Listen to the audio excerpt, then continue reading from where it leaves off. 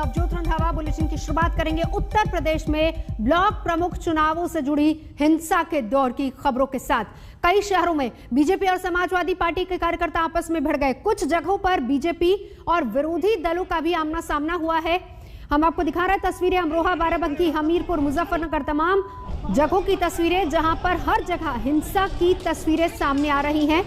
उत्तर प्रदेश में आज ब्लॉक प्रमुख चुनाव के लिए वोट डाले जा रहे हैं। नामांकन के दौरान भी जमकर हिंसा हुई।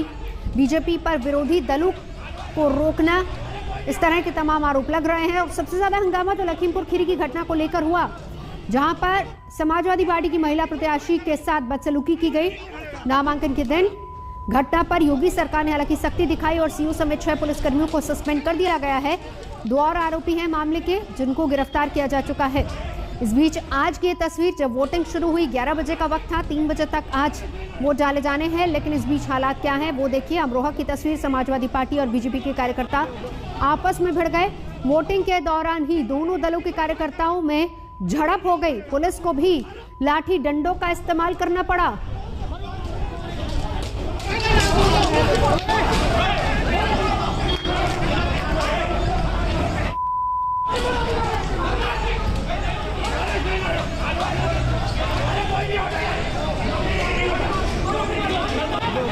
और अब आपको हमीरपुर की तस्वीर भी दिखाता है, जहां पर बीजेपी और समाजवादी पार्टी के कार्यकर्ता उलझ पड़े।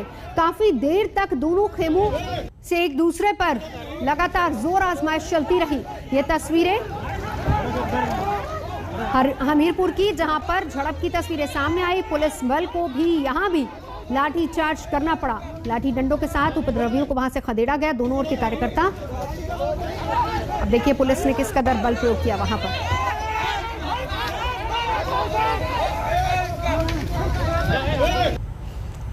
यानी उत्तर प्रदेश के तकरीबन हर जिले से इस तरह की खबरें आ रही हैं। ब्लॉक प्रमुख का चुनाव, लेकिन हिंसा की खबरें हर जगह से। और अब बाराबंकी का हाल देख लीजिए। समाजवादी पार्टी और बीजेपी के कार्यकर्ता यहां भी गुत्थम गुत्था होते नजर आए।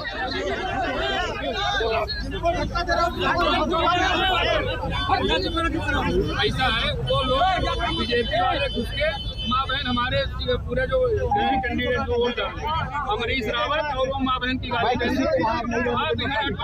आरोप समाजवादी पार्टी के नेता सीधे तौर पर बीजेपी के कार्यकर्ताओं पर लगा रहे। पुलिस को बताते समझाते कि आखिर हो क्या रहा है वहां पर। पुलिस वहां पर पूरे लाव लश्कर के साथ मौजूद है। हालांकि 11 से 3 बजे तक वोटिंग है चल रही है, लेकिन इस दरमियान पुलिस पूरी तरह से मुस्तैद थी, क्योंकि इस बात को सुनिश्चित किया गया था कि हिंसा की कोई घटना कहीं भी ना हो। बावजूद इसके हर जगह से तस्वीरें। अब यहाँ पर मुजफ्फरनगर का हाल भी देख लीजिए। जमकर झड़प यहाँ भी हुई है। बीजेपी और विरोधी खेमे के लोग आमने सामने आ गए। यहाँ का हाल क्या है वो आप इन तस्वीरों को देखकर समझ सकते हैं।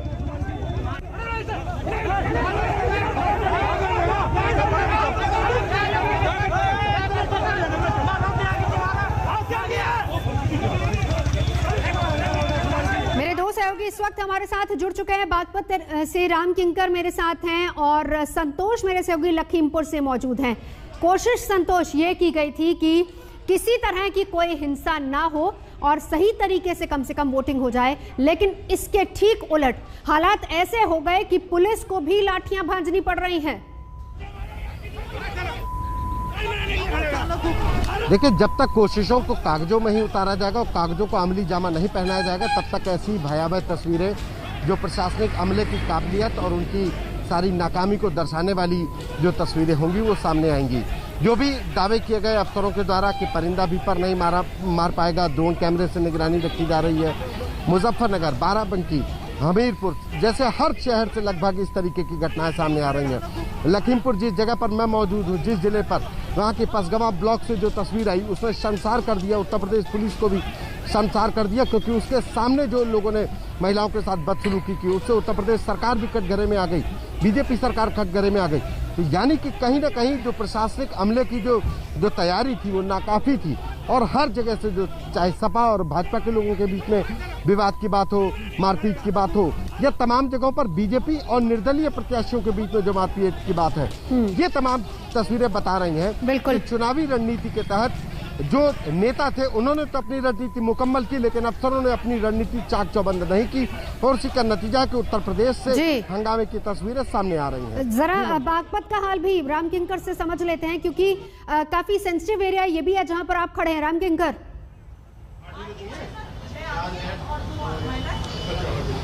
नवजोत, अभी थोड़ी देर पहले ही इलाके के डीएम और एसपी ने अंदर जाकर मुआयना लिया है और देखा कि किस तरह से मतदान चल रहा है।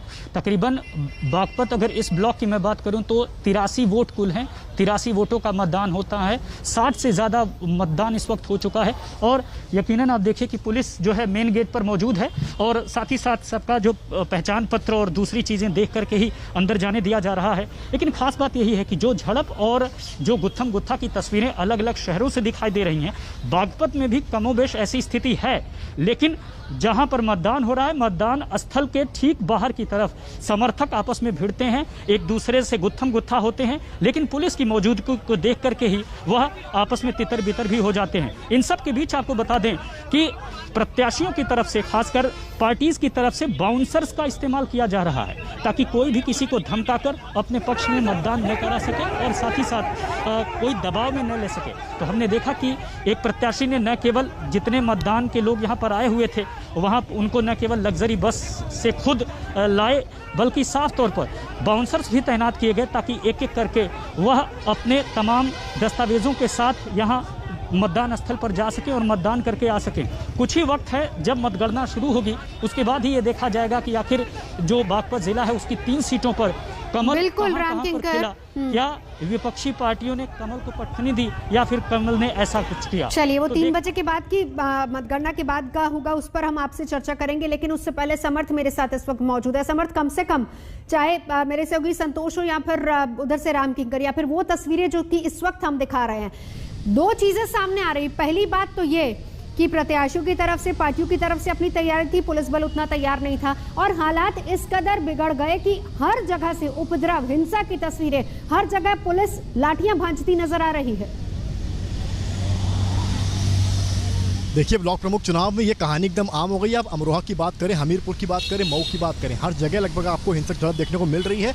कल के केसेस इस तरह के थे कि यूपी पुलिस को लगभग 16 के ऊपर FIRs करनी पड़ गई, जिसमें 1800 लोग जो है इसमें बुक हो गए। और अगर आप इसमें नेम्ड की बात करेंगे, लगभग 115 लोग इसमें नेम्ड थे और 25 की अरेस्टिंग भी हो चुकी है। तो सवाल ये है कि खाली FIR करने से क्या बात बनेगी, क्या हिंसक झड़पें रुकेंगी? जिस तरह से लखीमपुर का केस हुआ, वो एक तरह से यूपी की राजनीतिक जो स्तर है उसको गिराता है।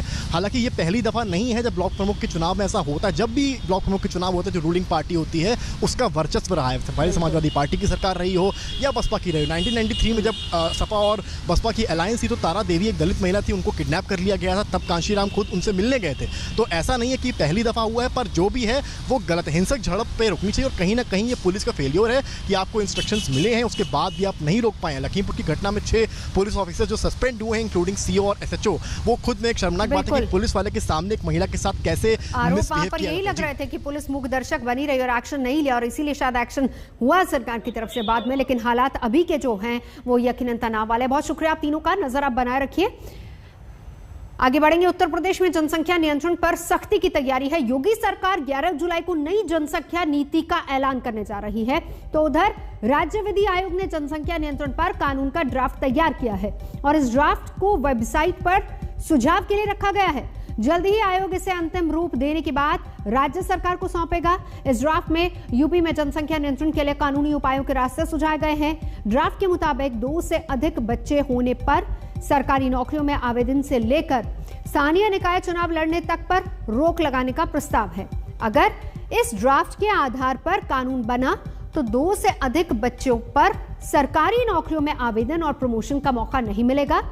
1 साल के भीतर सभी सरकारी अधिकारियों और कर्मचारियों और स्थानीय निकाय में चुने गए प्रतिनिधियों को शपथ पत्र देना होगा कि वो इसका उल्लंघन नहीं करेंगे। ड्राफ्ट में 2 बच्चे वाले अभिभावकों को बिजली पानी पर टैक्स में छूट की सुविधा भी दी जाएगी। खासकर उन लोगों का ध्यान रखा जाएगा जो कि सरकारी नौकरियों में नहीं है। 1 बच्चे वाले अभिभावकों को मुफ्त में शिक्षा, मुफ्त बिजली, पानी और इलाज की सुविधाएं देने का प्रावधान इसमें रखा गया है। जनसंख्या नियंत्रण विधेयक का ड्राफ्ट तैयार हो गया है। क्या है इस ड्राफ्ट में बताएंगे। हमारे साथ मौजूद हैं इस समय यूपी स्टेट लॉ कमीशन के चेयरमैन JN मित्तल साहब। मित्तल साहब, स्वागत है आपका आज तक पर। क्या है ड्राफ्ट में, कैसे नियंत्रण होगी यूपी की जनसंख्या, बताइए दर्शक। देखिए, जो हमारा प्रस्तावित ड्राफ्ट है वो हमने वेबसाइट पर भी डाल दिया है और उस ड्राफ्ट में ये व्यवस्था है कि पहली बात तो ये कि ये अधिनियम 1 साल के बाद लागू होगा। इसका उद्देश्य ये है कि अधिनियम पारित होने के बाद या उसके समय अगर कोई महिला गर्भवती है तो उसके अधिकारों को उससे वंचित ना किया जाए। तो हमने ये व्यवस्था रखी है कि 1 साल के बाद लागू होगा। दूसरी व्यवस्था इसमें ये है कि जो भी व्यक्ति जनसंख्या नीति का पालन करेगा उसको तमाम प्रकार की प्रोत्साहन दिए जाएंगे। अगर कोई सरकारी नौकरी में है तो उसको अतिरिक्त वेतन वृद्धि दी जाएगी। उसके पेंशन प्लान में सरकार का जो कंट्रीब्यूशन है वो 3% बढ़ेगा। इसके अलावा प्राधिकरण के मकान हैं, प्लॉट हैं, उनके आवंटन में वरीयता दी जाएगी। बच्चों की शिक्षा, चिकित्सा, ये सब निःशुल्क होगा। और भी बहुत सी सुविधाएं हैं जो हम इसमें देने जा रहे हैं। और हमने सभी बातों को ध्यान में रखते हुए ये भी व्यवस्था की है कि जैसे किसी संप्रदाय विशेष में एक से अधिक पत्नी रखने का चलन है, तो अगर उस व्यक्ति की एक से अधिक पत्नी है तो टोटल बच्चों की संख्या 2 से अधिक होती है, तो ऐसा पुरुष सरकारी योजनाओं से वंचित हो जाएगा। आगे बढ़ेंगे। पेट्रोल डीजल की बढ़ी कीमतों के खिलाफ तृणमूल कांग्रेस ने हल्ला बोल दिया है। बंगाल में शहर शहर ममता की पार्टी के कार्यकर्ता सड़कों पर हैं। कहीं बाइक फूंक दी गई तो कहीं लकड़ी जलाकर कुकर चढ़ा दिया गया। 3 तस्वीरें आपको दिखा रहे हैं। आसनसोल का हाल देख लीजिए। वहां पर बाइक लेकर लोग सड़कों पर उतरे, प्रदर्शन, लकड़ी पर खाना बनाते दुर्गापुर के लोग। और इसके अलावा सागर की तस्वीर भी, जहां पर सिलेंडर रख के बैनर्स के साथ बाकायदा बढ़ी हुई कीमतों का विरोध हो रहा है। पेट्रोल और डीजल की बढ़ी कीमतों को लेकर टीएमसी का विरोध प्रदर्शन पूरे बंगाल में।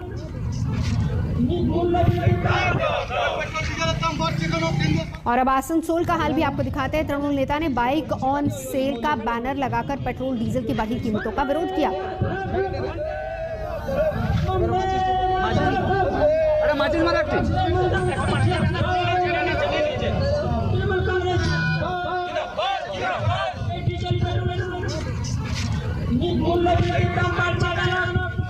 एक और तस्वीर दक्षिण 24 परगना की, जहां पर सागर में तो टीएमसी के कार्यकर्ताओं ने बाइक जलाकर गुस्सा दिखाया।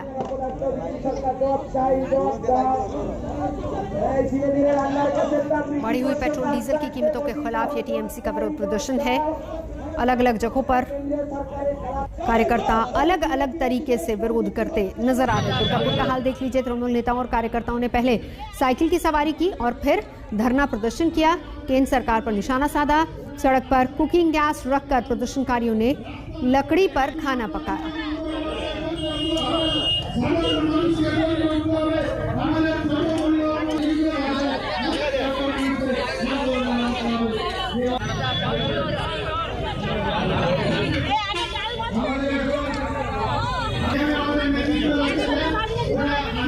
तो दाम लगातार बढ़ते जा रहे हैं। दिल्ली में पेट्रोल 100 के पार है। अब लोगों को इसके लिए ज्यादा जेबें ढीली करनी पड़ रही हैं।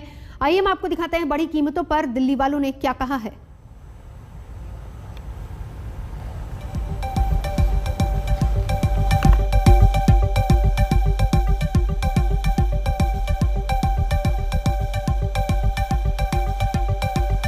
पेट्रोल इतना ज़्यादा महंगा हो गया है कि गाड़ी चलाना दुर्लभ हो गया है। तो हम तो जो है गाड़ी को इतना ही इस्तेमाल करते हैं जितना बहुत ज़रूरी है कि हमें जाना ही पड़ेगा गाड़ी में तो ही जाते हैं, नहीं तो बस या मेट्रो में ही सफ़र करना पसंद करते हैं हम लोग। तो पेट्रोल के दाम बहुत ज़्यादा बढ़ गया है, डीजल का रेट बहुत ज़्यादा बढ़ गया। यहाँ तक भी हमारी ड्राइवर आदमी हमारी तनख्वाह तक नहीं मिल पा रही टाइम सिर के अनुसार। जहाँ ऐसा भी लग रहा है कि अब नौकरी से हमारी जाने वाली है। सरकार तो हमारी सुन रही थी कोई, गरीब आदमी को और जितना मर रहा है और मार रही है गरीब आदमी को सरकार। समस्या तो बहुत हो रही है सर, क्योंकि 1-2 दिन में देखो बढ़ते ही जा रहा है, काम होने का नाम नहीं ले रहा है। और क्या कर सकते हैं, सरकार को भी देखना चाहिए ये सब चीज़ें। आम आदमी परेशान है, पब्लिक परेशान है, गरीब आदमी परेशान है। जो संपन्न है, बड़ा आदमी है, उसके लिए कोई दिक्कत नहीं है, लेकिन आम आदमी के लिए ये मतलब बहुत दिक्कत की बात है। हमारी रिक्वेस्ट सरकार से यही है कि पेट्रोल के दामों में कुछ गिरावट हो जाए तो ज़्यादा अच्छा है। अब ज़्यादा पेट्रोल महंगा हो गया ना, पहले 90 था 80 था तो उसमें पेट्रोल भी ज़्यादा था, अब कम आ रहा है। अब बाइक चलानी भारी हो रही है, कैसे चलाए। और अब रुक करते हैं हरियाणा का। हरियाणा जहां पर आंदोलनकारी किसानों और पुलिस के बीच में धक्का मुक्की हुई है। तस्वीरें आपको यमुनानगर की दिखाएंगे, जहां पर मटका चौक पर सूबे के परिवहन मंत्री मूलचंद शर्मा ने अपने कार्यकर्ताओं से मिलने पहुंचना था, लेकिन किसानों के विरोध के कारण पुलिस ने एहतियातन वहां पर बैरिकेड कर दिए और इसके बाद गुस्साए किसानों ने बैरिकेड तोड़ दिए, लेकिन पुलिस कर्मियों ने किसानों को आगे बढ़ने नहीं दिया। 2 तस्वीरें बैरिकेडिंग की गई क्योंकि मंत्री जी यहां पर आने वाले थे। किसानों का विरोध लगातार जारी है, किसान लगातार बीजेपी के नेताओं का विरोध कर रहे हैं और इसीलिए किसान और पुलिस दोनों के बीच में वहां पर तनाव की स्थिति पैदा हो गई।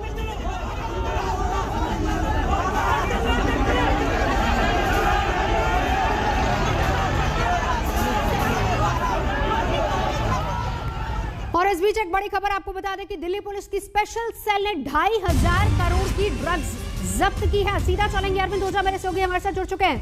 अरविंद, क्या है खबर, कहां से ये ड्रग्स पकड़ी है पुलिस ने और क्या इसमें कुछ गिरफ्तारियां भी हुई हैं?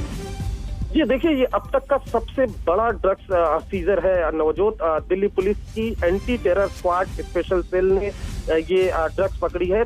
तकरीबन 350 किलो हेरोइन हरियाणा और दिल्ली में बड़े पैमाने पर रेड की गई है, जिसके बाद 350 किलो हेरोइन वो सीज की गई है। हरियाणा से 3 लोगों को गिरफ्तार किया है स्पेशल सेल ने, 1 लोगों को दिल्ली से गिरफ्तार किया है। और नवजोत, मैं आपको बता दूं कि इतिहास में अब तक की इतनी बड़ी ड्रग्स की रिकवरी नहीं हुई थी। जो स्पेशल सेल का दावा है उसने रिकवर किया है। फिलहाल इन जो 4 लोग हैं इनसे पूछताछ भी की जा रही है। नार्को टेरर एंगल पर भी स्पेशल सेल आरोपियों से पूछताछ की जा रही है, लेकिन अपने आप में बहुत बड़ी रिकवरी है।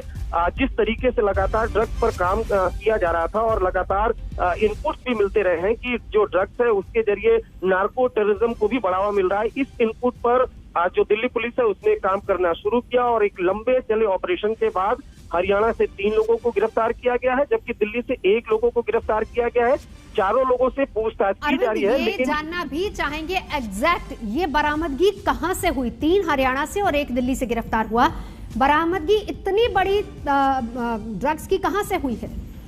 जी देखिए, कुछ जो रिकवरी है वो हरियाणा से हुई है और कुछ रिकवरी जो है वो दिल्ली से हुई है, क्योंकि एक लंबा चेन था। इंटरनेशनल सिंडिकेट का ये हिस्सा है, जो हमारे सूत्र बता रहे हैं कि इंटरनेशनल सिंडिकेट का हिस्सा है। जिसके बाद दिल्ली से जब एक शख्स को पकड़ा गया तो उसके पास से कुछ मात्रा में हीरोइन रिकवर हुई, जिसके बाद इस पूरे ऑपरेशन को चलाया गया, क्योंकि स्पेशल सेल का ये कहना है कि वो इस पूरे सिंडिकेट को बस्ट करना चाहती थी। इस वजह से लगातार जो जब दिल्ली में अरेस्ट करके रिकवरी हुई, इसके बाद हरियाणा से जब रिकवरी हुई तो कुल मिलाकर 350 किलो हीरोइन, जिसकी इंटरनेशनल मार्केट में जो कीमत है वो 2,500 करोड़ है, वो रिकवर हुआ है। पूछताछ की जा रही है। जो हमारे सूत्र बता रहे हैं कि बहुत मुमकिन है कि इसमें नार्को टेररिज्म का एंगल भी निकल करके है, लिहाजा उस मामले में पूछताछ। नजर बना रहे थे। शुक्रिया अरविंद ओझा इस पूरी जानकारी के लिए। बड़ी खबर पर लगातार नजर बनी रहेगी। रुकेंगे एक ब्रेक के लिए, देखते रहिए आज तक।